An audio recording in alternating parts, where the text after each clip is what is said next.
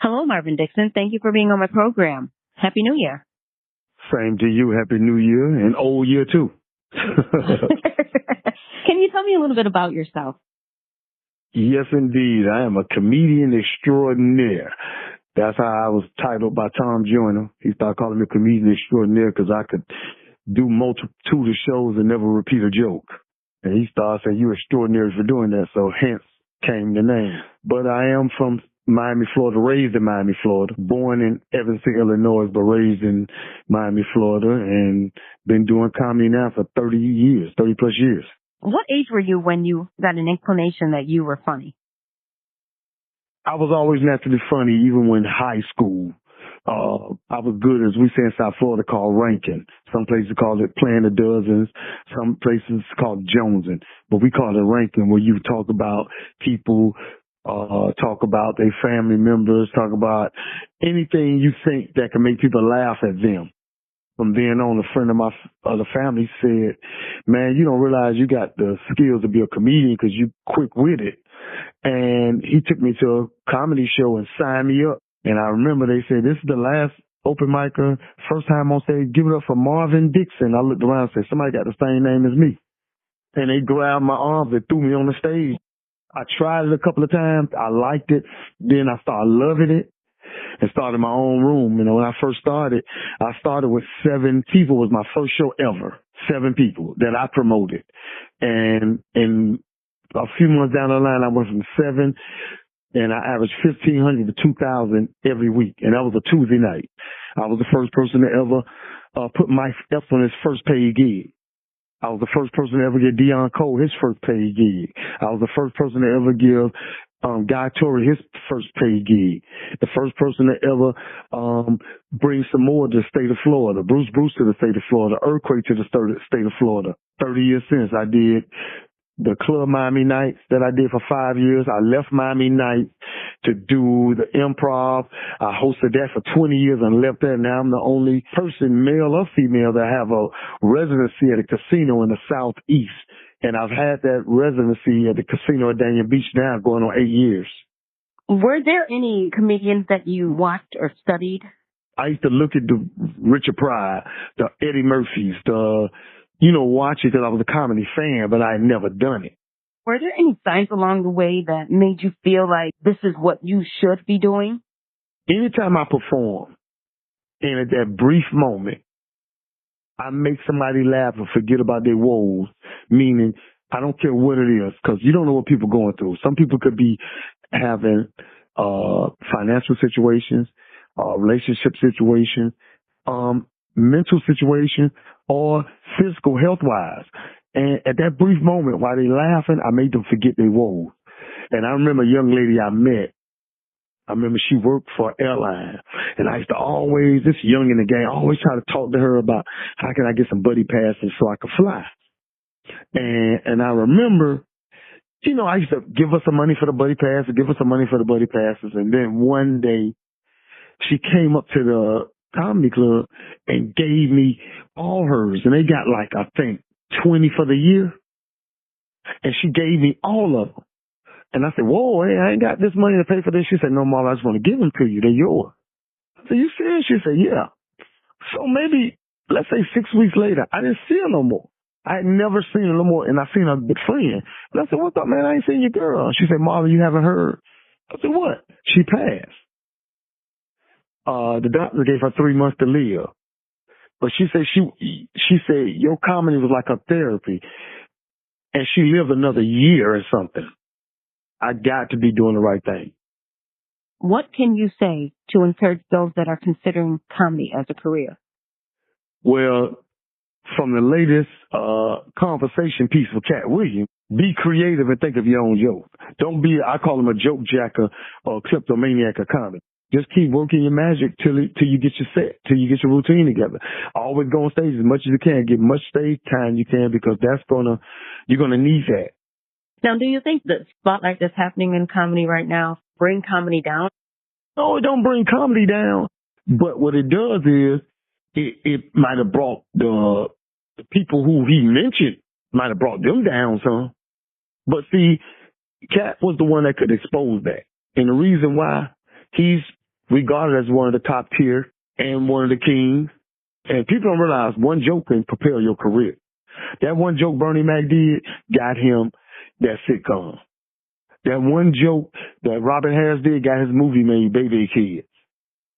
That one joke Ricky Smiley did, Lil Darryl, that got him his start.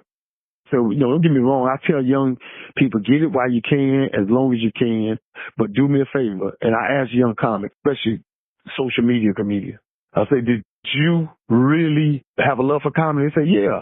And you really respect it? Yeah. I say, well, learn the craft. That's why I respect people like Country Wayne. He learned the craft. Get on stage as much as you can and do that. Desi Banks. Desi used to be in comedy clubs. I see him. That's why I got much love for T.I. T.I. taking the same route he did with comedy as he did in rap. He's doing open mic nights. He's working out. He's getting better. He's hosting events. He's building his material up. T.I. go on the road. He brings 3 solid, strong comics with him. Because he ain't going to put that pressure on him because he's not ready to do a solid hour just featuring T.I. by himself. He brings us solid brothers and sisters with him that can bring it, that are headliners. So I respect that. T.I. come there, he respect the art of comedy.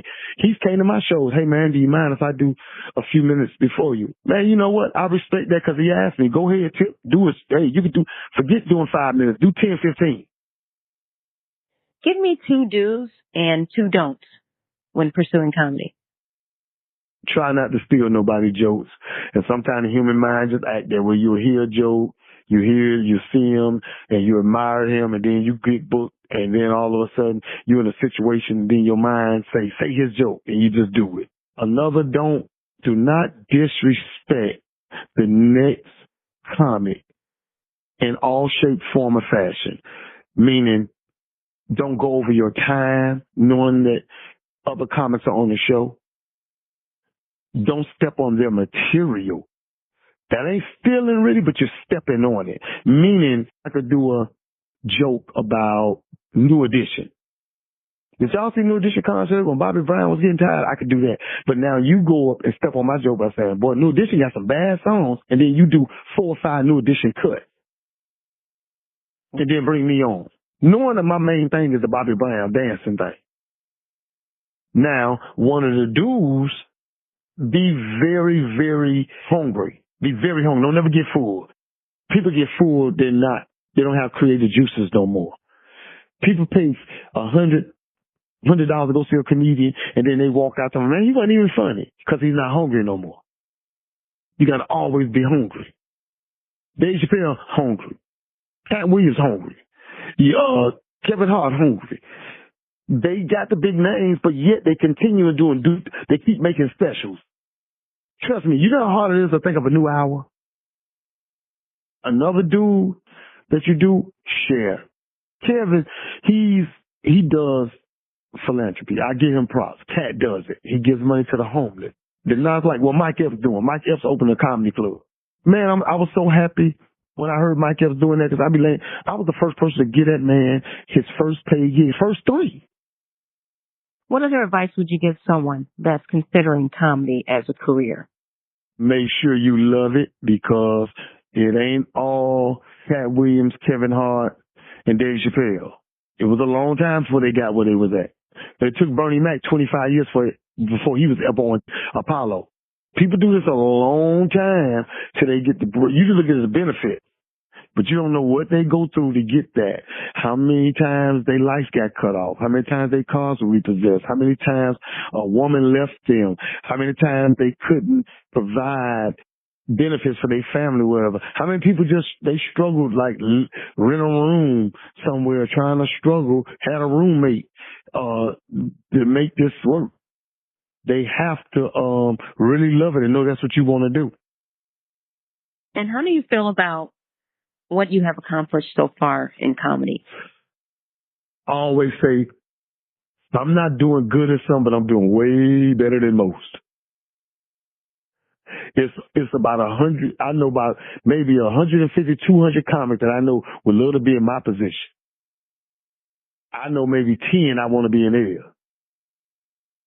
So like I said, I ain't doing good at some, but I'm doing way better than most. So where can we find you next? The next event I do will be called Afro TV, called Got Jokes. It's a new show in Central Florida, so I have to go down and tape that. Then after that, I'm in Tallahassee on the 21st of January, and then after that, I do my Casino at Dania Beach event that I do called 50 Shades of Comedy. It's called 50 Shades of Comedy, and I have great shows that I do. Like I said, my casino thing that I'm going to have a residency at. And after that, I'm getting ready for the Tom Joyner Cruise once again, the Fantastic Voyage. We leave out April 27th through May 4th, and then I've been blessed to be picked to do the HBO event at Martha's Vineyard. It's a comedy event that they do every week through the weekend, August, and my day I will perform is August the 12th through the 16th. So it's 5 shows, 1 show each night, and I headline that. Well, Marvin Dixon, thank you for your interview. Thank you for letting me be interviewed. And people support comedy, live comedy. Forget the names. Go see the joke. Thank you, Marvin Dixon. All right. Thank you.